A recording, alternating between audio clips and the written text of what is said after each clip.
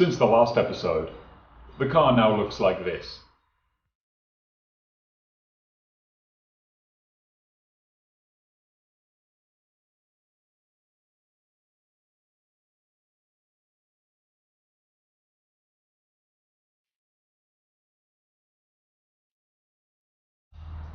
And in case you missed that episode, here it is. Now the cliffhanger that I left you on that only I care about was that this car is getting a respray. And today is that day. Now while I'm very confident at making stuff and fixing stuff, I'm not particularly good at making it look good. So the best option from here on is to give it to someone who knows what they're doing, and they're going to take over from here.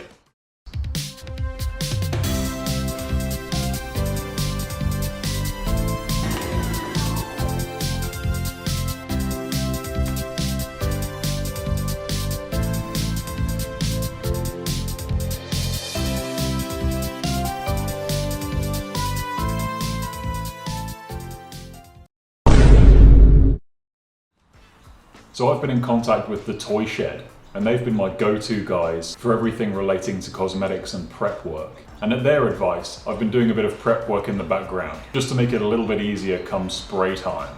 So on that note, with the car in its current state, I've got an extremely long and highly illegal drive ahead of me. So let's get that out of the way.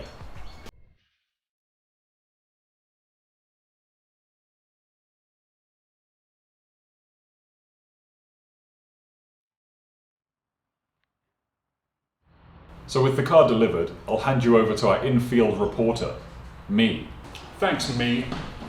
So I'm in the toy shed, and I've managed to convince these guys to spray my vehicle for me. So this video is a little bit backwards.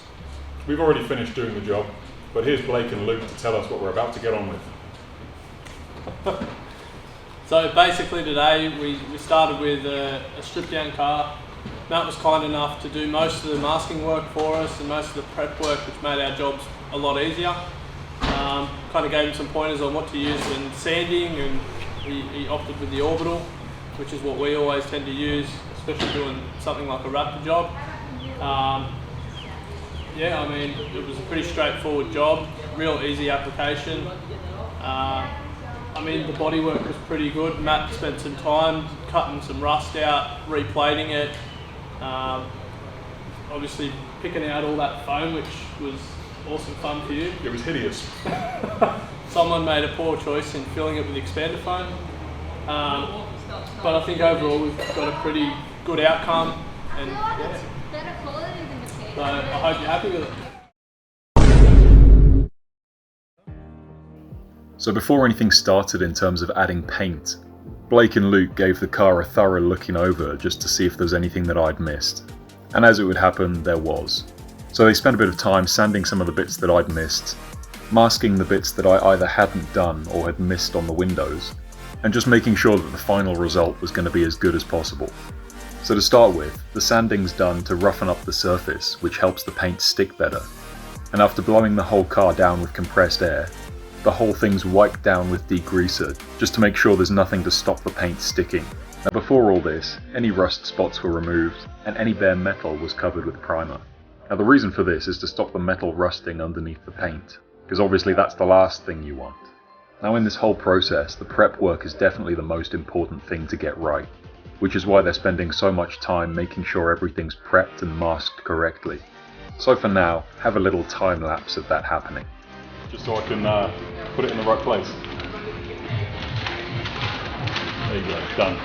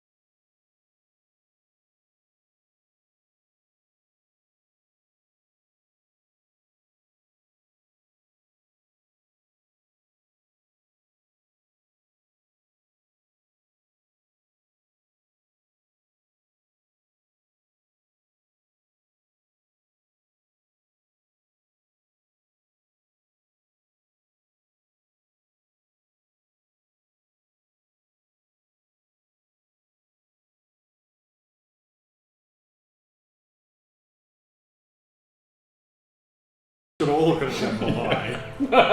Bye. 3. Bye. That was cool. That's a wrap. Cut!